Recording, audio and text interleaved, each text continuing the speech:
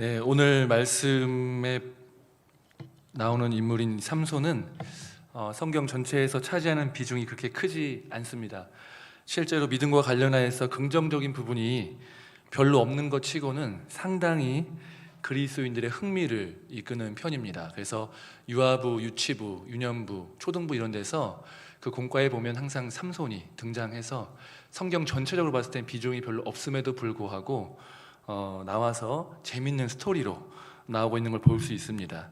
이렇게 흥미를 끄는 이유 중에 하나는 아마도 그가 강력한 힘을 가지고 있기 때문이고, 또 이방 여인과의 사랑, 그리고 또 머리카락과 관련된 에피소드, 또 그가 힘을 잃어버리고 눈을 다 뽑힌 후에 또 죽으면서 3,000명을 또 죽이는, 또 나귀의 턱뼈로 1,000명을 죽이는 그런 조금 말도 안 되는 그런 기사, 그런 놀라운 사건들이 있기 때문에 그런 것들이 우리의 흥미를, 그 사람이 긍정적이지도 않으면서 또 비중이 크지도 않은데도 불구하고 우리의 흥미를 끄는 이유 중에 하나가 아닌가 싶습니다. 이러한 삼손에 대한 성경의 기록은 우리에게 그리스도인이 세상 속에서 어떻게 살아야 하는지, 그리스도인의 세속화가 얼마나 무서운 것인지에 대해서 경각심을 갖게 합니다. 오늘 말씀 3절 후반부를 보면 다음과 같이 기록되어 있습니다. 삼손이 그의 아버지에게 이르되 내가 그 여자를 좋아하오니 나를 위하여 그 여자를 데려오소서 하니라. 한글 번역은 내가 그 여자를 좋아하오니 라고 기록되어 있지만 원문을 보면 그녀가 내 눈에 보기에 좋사오니, 혹은 그녀가 내 눈에 오르니 라고 기록되어 있습니다. 내 눈에 좋은 대로 행하는 것, 이게 바로 오늘 말씀의 배경이 되는 사사기의 시대 정신입니다. 사사기 시대의 모든 사람들이 내 눈에 보기에 좋은 대로 행하고, 왕이 없는, 실제로 왕이 계시지만, 하나님이 계시지만 하나님 왕으로 모시지 않고 내 눈에 보기 좋은 대로 행동하며 생각하며 살아가는, 그것이 바로 사사기의 시대 정신이었습니다. 이스라엘은 하나님에 의해서 출애굽을 했고, 또 하나님에 의해서 가나안 땅을 정복했고, 또 가나안 땅을 정복한 이후에 그 외세 침략이 막 올 때, 이스라엘 괴롭힐 때 하나님에 의해서 사사가 세워지고 구원받은 그런 경험과 역사가 있습니다. 이런 경험과 역사가 있으면 아무래도 하나님을 더 신뢰할 것만 같은데, 그 시대의 정신은 생각보다 그렇지 않았다는 것입니다. 이스라엘 사사인 삼손은 하나님이 어떤 것에 대해서 관심을 갖고 계신지, 또 하나님께서 우리에게 무엇을 원하시는지에 대해서는 전혀 관심이 없고, 오직 나의 오감을 만족시키고 또 나의 탐욕을 채우고 또 쾌락을 즐기는 것에 열심인 어떤 그런 이스라엘 사람들의 어떤 대표적인 모습으로 살아가고 있었습니다. 이스라엘과 삼손, 이들의 타락과 세속화, 이것은 일반 이스라엘 백성들에게만 벌어지고 있는 게 아니라 이스라엘 백성들을 구원하기 위해서 택하여서 부르신 사사들에게서도 그러한 세속화와 타락이 이루어지고 있다는 사실이 사사시대의 매우 큰 비극이었다는 것입니다. 이렇게 당시의 시대 정신을 적극적으로 따라가는 이 삼손의 모습은 바로 우리의 모습이 될 수 있다는 사실을 기억해야 합니다.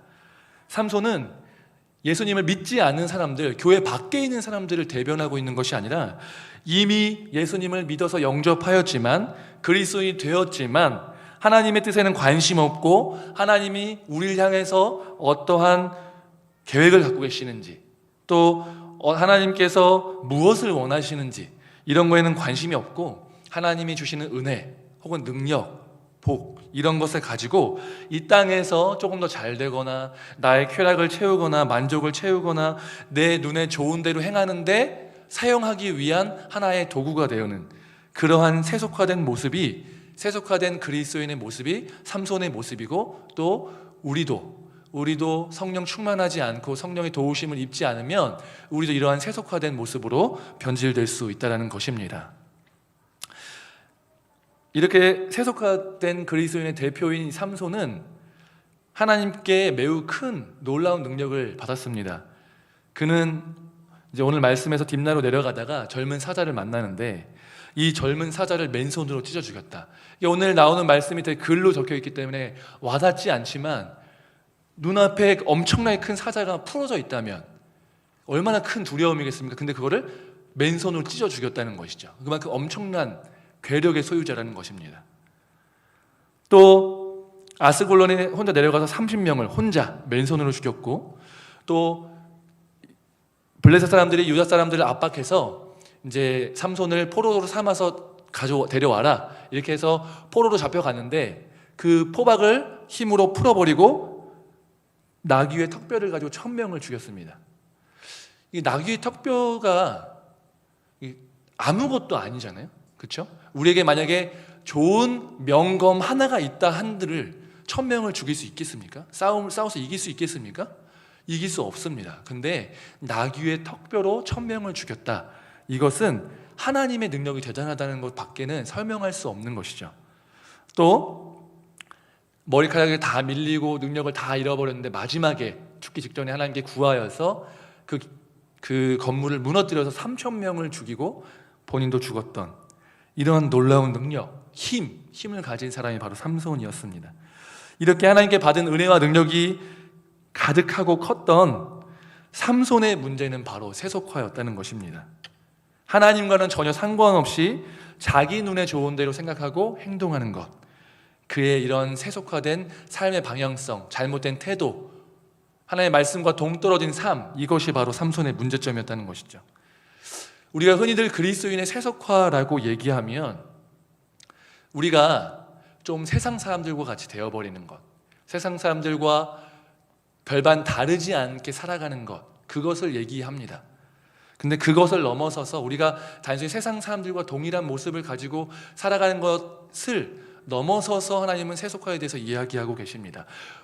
우리가 단순히 세속화에 대해서 세상 사람들, 예수님 믿지 않는 사람들이 하는 범주와 비슷한 정도의 것들, 그런 것들을 행하는 정도로만 이해한다면 지금 주일 오후에 이 자리에 모여서 예배를 드리는 우리 모두는 세속화와 아무런 관련이 없어 보이겠죠.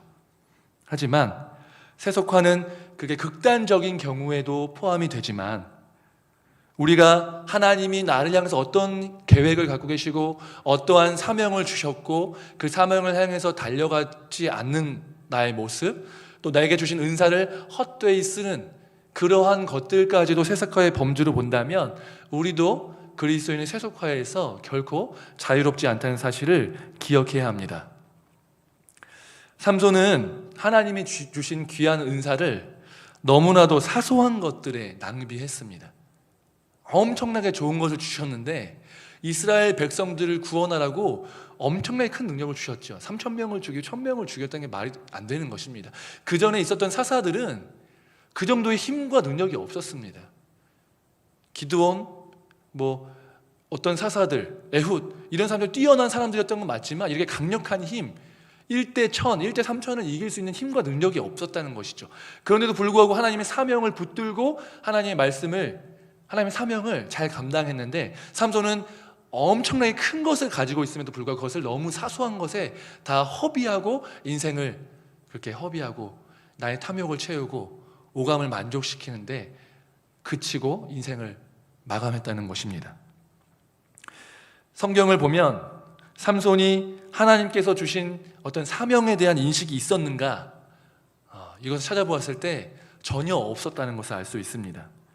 블레셋에게 고통당하는 자기 민족을 구원하시기 위해서 하나님이 나를 부르셨다, 이 위대한 일에 하나님의 귀한 사역 가운데 하나님 나를 부르셨다, 이러한 감동, 어떤 사명감, 이런 것은 전혀 없었습니다.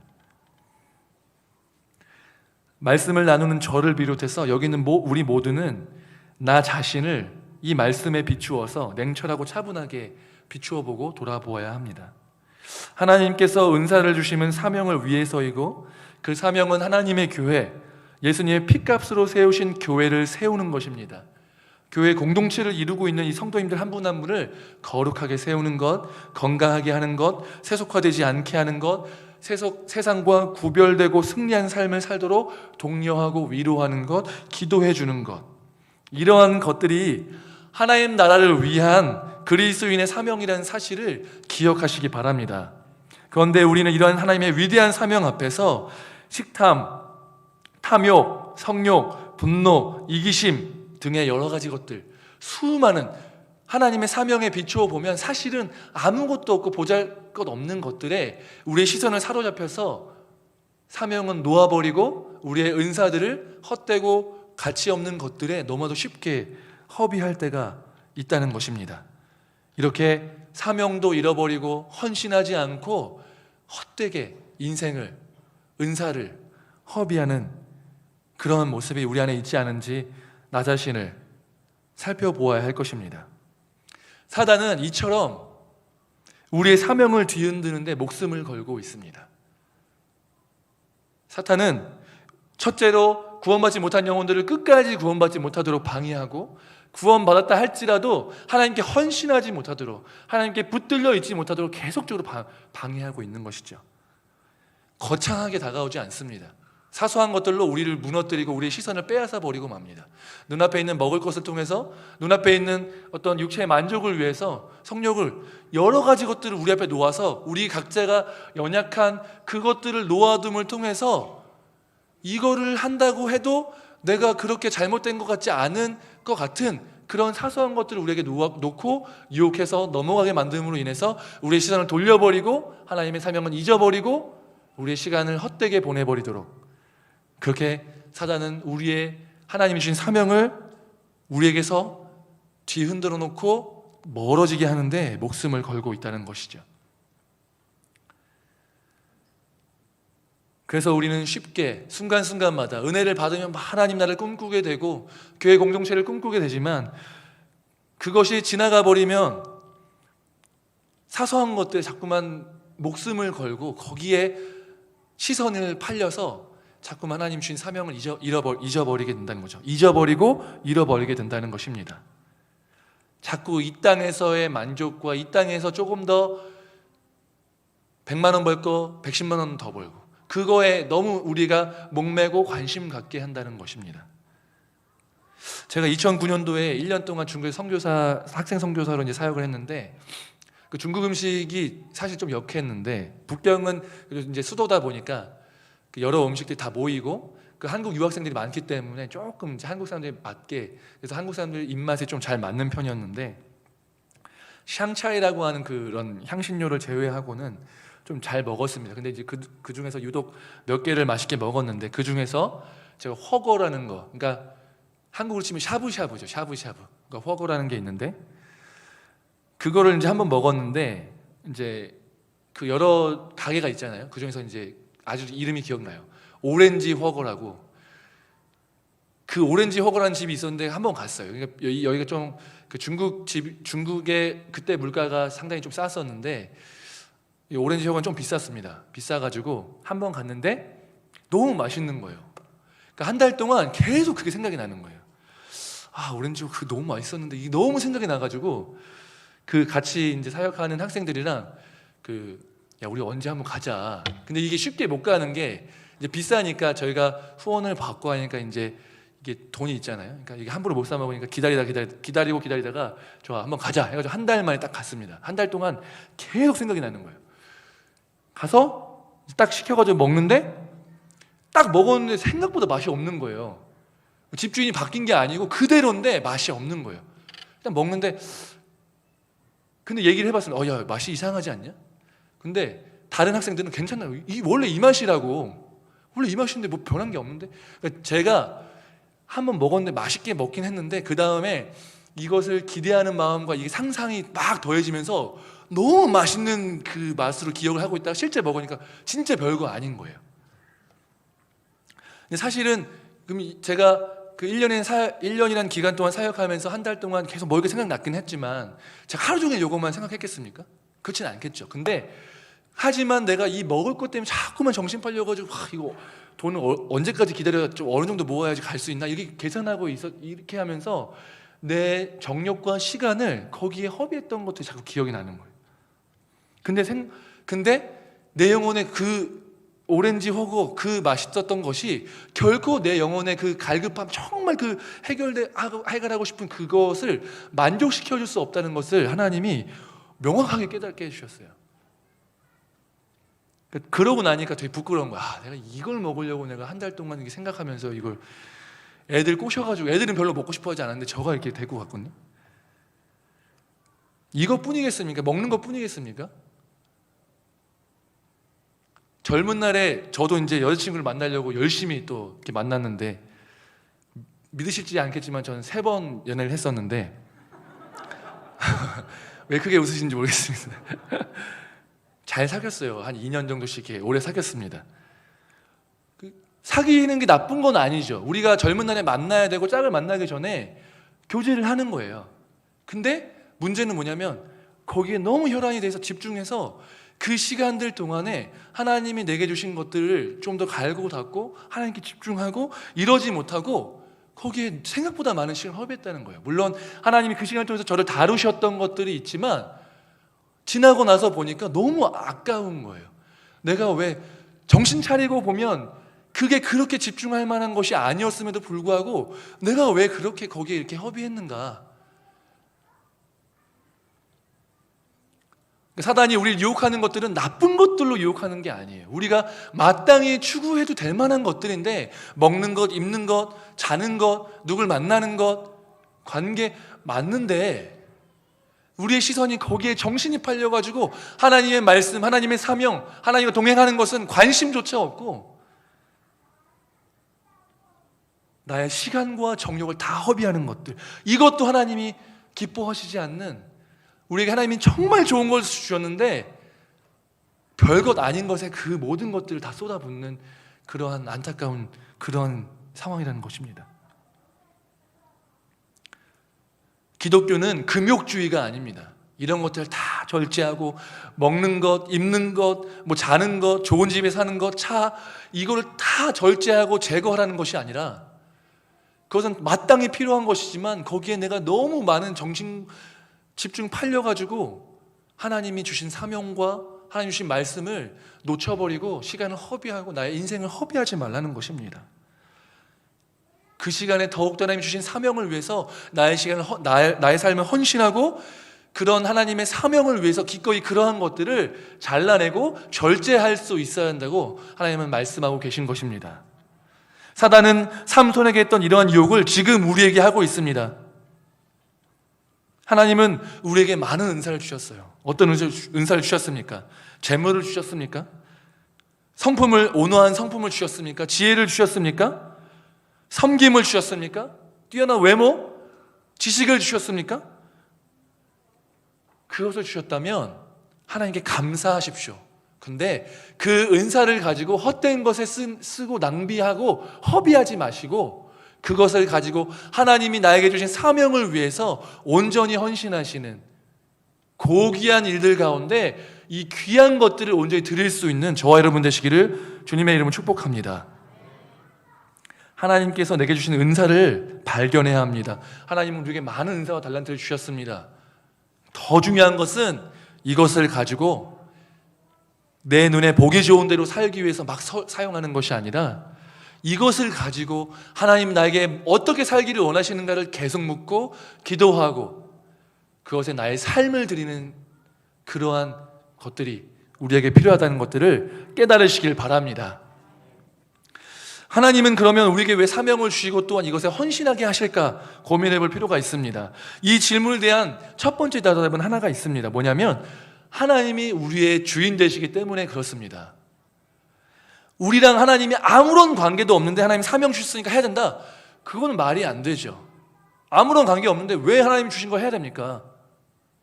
지나가는 사람이 나한테 무슨 얘기 한다고 해서 내가 그 얘기를 들어야 되는 이유가 없지 않습니까? 하나님이 나와 아무런 상관은 없을 때 아무런 상관이 없는데 하나님의 말을 들어야 된다, 이것이 아니고 우리와 하나님과는 밀접한 관계가 있다는 거예요. 하나님이 우리를 만드셨고 우리를 계획하셨고 또한 우리가 죄로 인해서 그 어그러진 관계, 어그러진 계획, 이것들을 하나님이 예수 그리스도를 보내심을 통해서 구속하여서 다시 회복하시고 우리와 하나님과의 관계가 그냥 창조주와 피조물에서 그치는 것이 아니라 아버지와 아들, 아버지와 딸이라는 혈연 관계가 되었다는 것입니다. 이 관계를 위해서 하나님이 치르신 대가가 엄청 크다는 것이죠. 이런 것들 때문에 우리와 하나님이 우리의 주인 되시고 우리는 하나님의 종이 됐고 하나님 우리의 아버지 되시고 우리는 하나님의 자녀가 되었고 사랑하는 관계 가운데 돌입하게 되었다는 것이죠. 그렇기 때문에 하나님이 우리에게 주신 사명에 우리가 온전히 헌신해야 된다는 사실입니다. 하나님이 이미 죽었던 우리 인생을 구원하셨고 우리의 주인 되셨기 때문에 우리는 이미 하나님의 것입니다. 그렇기 때문에 우리는 하나님께서 주신 은사와 달란트를 가지고 하나님께서 주신 사명을 온전히 감당하는 것에 헌신하시기를 주님의 이름으로 축복합니다. 하나님께서 우리에게 사명을 주셔서 그 사명에 헌신하게 하시는 또 다른 이유가 있는데, 이것은 그 사명의 헌신함을 통하여서 하나님과 동행할 수 있기 때문에 그렇습니다.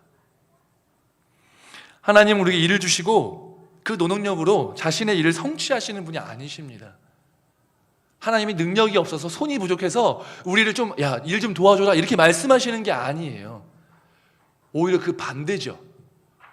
여러분, 하나님의 사명, 하나님이 꿈꾸시는 것이 교회이고 하나님이 꿈꾸시는 것이 하나님의 나라라고 했을 때, 하나님 나라가 확장되려면, 영혼이 구원되려면, 영혼이 구원받고 교회 안에 성장하고 이러려면 우리가 필요 없습니다. 왜냐하면 방해가 되기 때문에 그렇죠.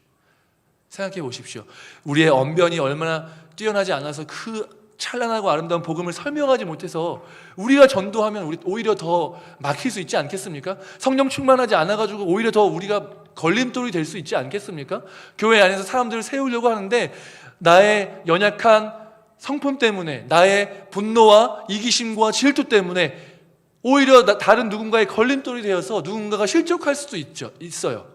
그런 관점에서 본다면 하나님 나라의 확장, 하나님이 우리에게 주신 사명을 이루시기 위해서 우리는 오히려 일꾼으로 서기보다는 걸림돌이라는 거예요.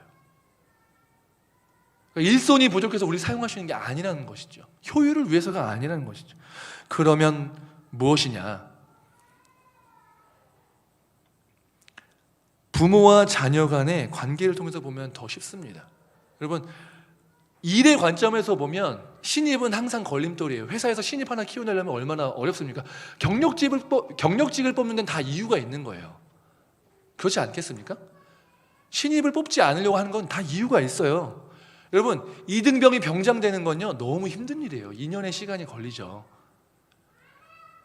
군대에서 사고 치는 사람들 보십시오. 물론 병장들 사고 치지만 총기 사고, 뭔 사고, 이런 사소한 문제들 발생하는 거 다 이등병들 익숙치가 않으니까 막 이렇게 일 하나 시키려고 해도 병장이 하나 일하면 이등병 3명보다 나아요. 숙련되는 과정이 필요하다는 거예요. 일의 관점에서 보면 우리는 비효율인데 부모와 자녀의 관계에서 보면 달라진다는 거예요. 여러분, 이제 자녀들이 좀 더 크다 보면, 이미 다 크셨죠? 크다 보면 처음에는 막 해주다 보면 이제 막 자기가 한다고 하잖아요. 그죠? 내가 할게! 막 이러면서 소리 지르고 막, 알았어, 네가 해. 근데 못해요, 잘. 그러니까 얘가 하면 더 피곤합니다. 왜냐하면 제가 해주면, 예를 들어서 제가 신발 신겨주면 발 잡고 신발 신겨주면 끝이에요. 지가 한다고 하면 뭐가 문제냐면 막 하는데 빨리 가야 되는데 5초면 되는데 얘는 막 1분 걸리는 거예요. 그것뿐입니까? 집에서 뭔가를 하려고 합니다. 무슨 일을 하잖아요. 등을 가려고 하면 막 자기가 한대요. 이건 진짜 너무 속이 터지는 겁니다. 일의 관점에서 보면 자녀한테 일을 맡기는 건 비효율적이에요. 근데 부모가 자녀와 어떤 일을 같이 하는 이유는 뭐냐면 같이 시간을 보내기 위해서는 거죠. 그렇지 않습니까? 물론 그것도 있습니다. 숙련을 도와주는 게 있어요. 우리 자녀들, 이제 저는 아직 애들이 자전거를 못 타는데 뭘 이제 타게끔 도와주면 얼마나 손이 많이 가요. 그죠? 근데 해보고 싶긴 합니다. 근데 손이 많이 가죠. 피곤합니다. 근데 그 시간이 좋은 거는 얘가 자전거를 잘 타서 효율이 있어서가 아니고 그 시간을 통해서 나의 손길에 도움을 받는 얘가 즐겁고 행복하고 그 함께하는 시간을 함께 누리기 위해서 하는 것이죠. 그러니까 하나님이 우리에게 사명을 주시는 것도 마찬가지라는 거예요. 우리에게 하나님 사명 맡겨주시면 답답하죠. 야, 이렇게 해야 된다. 설명해주고 또 사고 치면 뒷수습하고 상처 주면 하나님이 또 저 사람을 위로해야 되고 얼마나 손이 많이 갑니까? 그런데도 이렇게 하는 이유는 뭐냐면 이 시간을 통해서 나를 또한 훈련시키기 위해서도 있고 그 시간을 통해서 우리가 나의 연약함을 깨닫고 하나님의 도우심을 받는 것. 그래서 하나님 도우심 받아서 하나님 제가 기도했더니 이게 됐습니다. 그렇게 고백했을 때 하나님이 그래, 너가 나의 도움을 받으니까 되지, 이렇게 하면서 하나님이 우리가 하나님의 마음을 좀 이렇게 알아주고 역시 하나님이야 이러면서 하나님과 교제하는 그것들을 위해서 하나님이 사명을 주신다는 겁니다.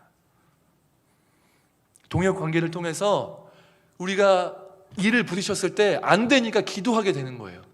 그러면 그 기도를 통해서 하나님과 더 교제하고 동행하고 그 시간을 하나님이 원하시기 때문에 사명을 주신다는 것이죠. 우리가 기도도 안 하고 혼자 열심히 잘해가지고 좋은 결과 내면 하나님 그거 기뻐하시는 일일까요? 전혀 기뻐하시지 않습니다. 하나님 일을 완성시키려고 하는 게 아니라 그것을 통해서 하나님이 우리와 동행하시기 위해서 그것을 주시는 것이기 때문에 그렇습니다. 삼손은 이렇게 하나님께서 주시는 사명의 이유를 깨닫지 못했어요. 그러니까 하나님과 동행하지 못했죠. 하나님의 임재를 경험하지 못했습니다. 그것이 삼손의 비극인 것입니다. 우리의 비극도 이게 될 수 있어요. 사명을 감당할 수 있지만 하나님께 구하지도 않고 하나님의 동행은 뒤로 하고 내 힘으로 열심히 하나님 잘했죠? 이렇게 얘기하면 하나님은 그 속이 얼마나 타시겠냐는 겁니다. 그러려고 주는 게 아닌데, 삼손이 하나님의 임재를 깨닫지 못해서 결국은 망한 것처럼 우리도 열심히 일은 하다가 삼손처럼 세속화되지는 않았을 수 있습니다. 하지만 하나님의 사명을 감당한다고 하는데 하나님과 동행하지는 않고 하나님의 임재를 경험하지 못해서 혼자 열심히 일하다가 그냥 그렇게 혼자 결과 내고 끝내고 하나님과 동행은 없을 수도 있다는 것입니다. 그렇기 때문에 우리가 하나님의 사명을 감당하면서 어려움에 부딪히는 게 복인 것입니다. 왜? 기도할 수 있기 때문에 그렇습니다. 어려움 안 겪으면 기도 안 하니까. 자녀들도 혼자 할 수 있으면 부모한테 도움 요청 안 하죠. 그건 좀 섭섭해요. 섭섭합니다. 막 도와달라고 하다가 혼자 다 해버리면 아유 섭섭해. 그래요. 앞으로 이제 더 겪어야 되는데 그러시죠. 품을 떠나니까 되게 섭섭하시죠. 혼자 다 하니까 섭섭하시죠. 내가 없으면 안 돼야 되는데 내가 없어도 그냥 잘 사니까 섭섭한 거예요.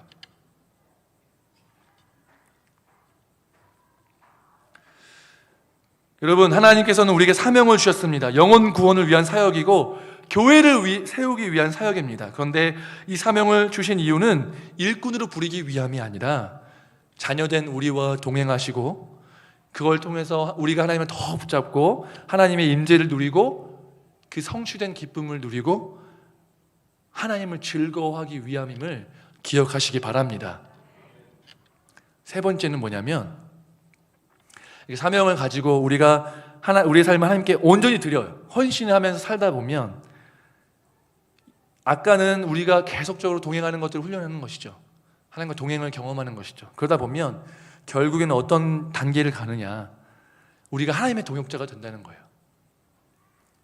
그게 우리가 하나님만큼 능력이 있어진다 이런 게 개념이 아니라 하나님의 마음을 이해하는 동역자가 된다는 것입니다. 순장이 돼봐야 순장의 마음을 알죠. 그죠? 아닙니까? 순원일 때 막 속썩이다가 아무것도 모르고 속썩이다가 순장 돼가지고 그런 사람 만나보면은 이게 진짜 이걸 어떻게 할 수도 없고 그런 마음이 들지 않습니까? 저도 사실은 저 부모님 마음을 다 안다고 해서 제가 부모님한테 혼자 큰 것처럼 야 네가 혼자 컸냐? 그럼 내가 혼자 컸지 막 제가 그랬거든요. 지금 말고 꽤 오래됐습니다. 지금 생각하니까 말도 안 되는 소리, 철이 없는 소리죠. 혼자 큽니까? 지금 이제 유진이가 6살 넘었는데 진짜 안 커요. 물론 빨리 크면 아쉽긴 하겠지만 혼자 컸다는 말이 나올 수가 없더라고요. 그렇죠? 하나님은 우리에게 하나님의 마음을 이해하기 위해서 우리로 하여금 이해하게끔 하기 위해서 여러 가지 장치를 주셨는데 사명을 주신 거예요.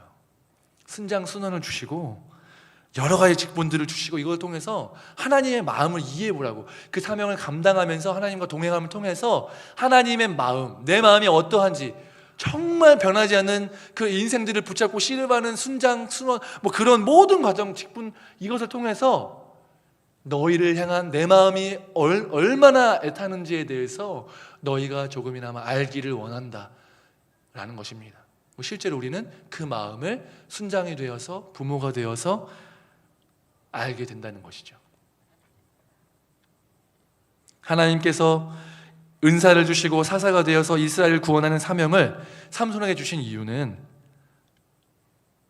하나님과 첫 번째 동행하기 위해서이고, 두 번째는 하나님이 주인이시기 때문이고, 세 번째는 그 이스라엘을 향한 그 애타는 마음을 삼손이 제발 알아주길 위해서였다는 것입니다. 삼손은 실패했지만 우리는 우리의 삶을 온전히 주님께 헌신하여서 이러한 하나님의 우리에게 주신 사명을 주신 이유와 목적 가운데 성공해야 될 줄로 믿으시기 바랍니다. 우리에게 주신 직분들, 사명들, 보잘것없어 보이거나 너무 커 보이거나 여러 가지 마음이 들 수 있겠지만, 그러한 것들을 결코 사소한 것으로 여기지 마시고 하나님이 주신 사명에는 다 이유가 있음을 기억하시면서 이 사명을 잘 감당하기로 하나님 앞에 헌신하고, 그것을 위해서 하나님 앞에 날마다 기도함으로 매달려서 우리 하나님과 동행하고 하나님의 마음을 깨닫는 귀한 사명자로 거듭나시기를 주님의 이름으로 축복합니다. 기도하겠습니다.